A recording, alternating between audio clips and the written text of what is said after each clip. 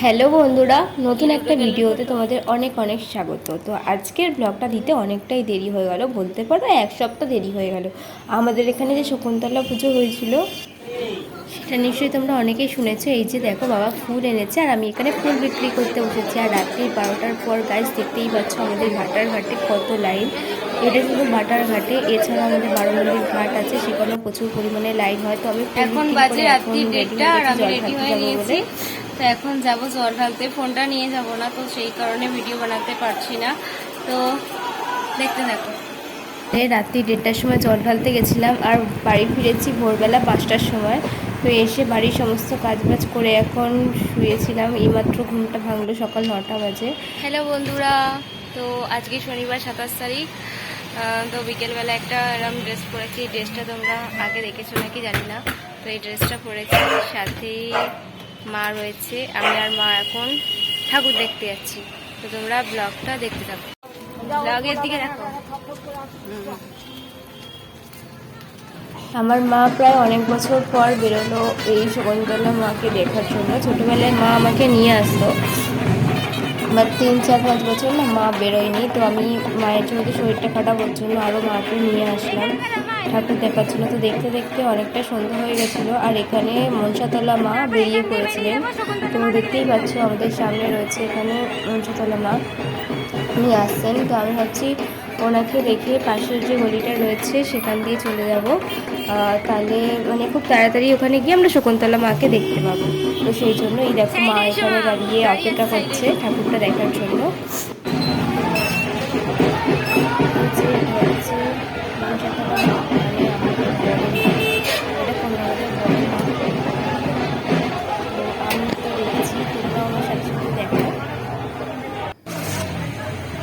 এটা মনসাতলা মা, দেখে নাও।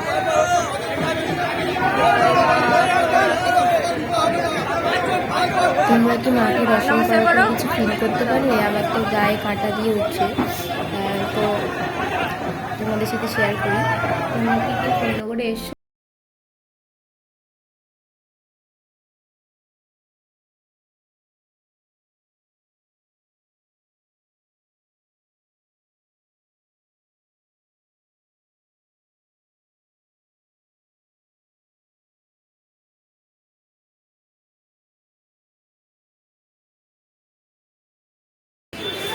তো তারপর দেখো গাইস, আমাদের কন্যগড়ে এই গরমে না প্রচুর পরিমাণে ঠান্ডা লেগে গেছে, যার জন্য আমি বয়স দিতে পারছি না। তো তোমরা কেউ কন্যগড়ে এসছো? 27শে এপ্রিল আমাদের কন্যগড়ের ভিড়টা দেখো গাইস।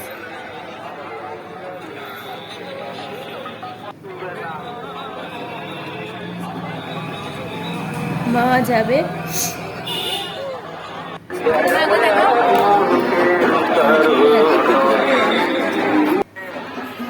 এখানে। তো বলতে গিয়ে আমি চোখ দিয়ে না জল চলে আসছে, সেটা তোমরা বুঝতে পারছো কি পারছো না আমি জানি না।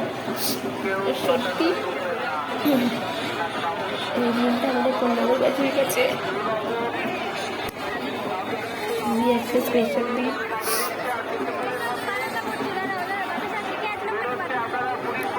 প্রায় অনেকটা সময় অপেক্ষা করার পর এখন মা মন্দিরে যাওয়ার জন্য রওনা হবেন।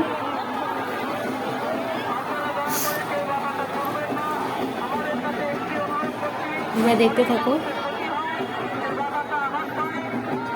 আর কারোর মনে যদি কোনো রকম ইচ্ছা থাকে সেটা তোমরা মায়ের কাছে চাইতে পারো, অবশ্যই পাবে। আমি পেয়েছি, তোমরাও পাবে।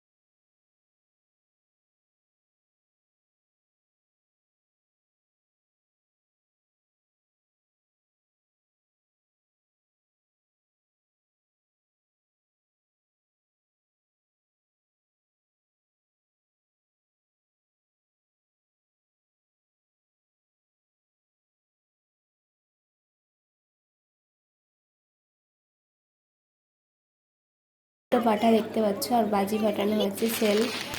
তো এই যে সামনে শুভর বড় মামা যাচ্ছে, সাথে আমরাও যাচ্ছি।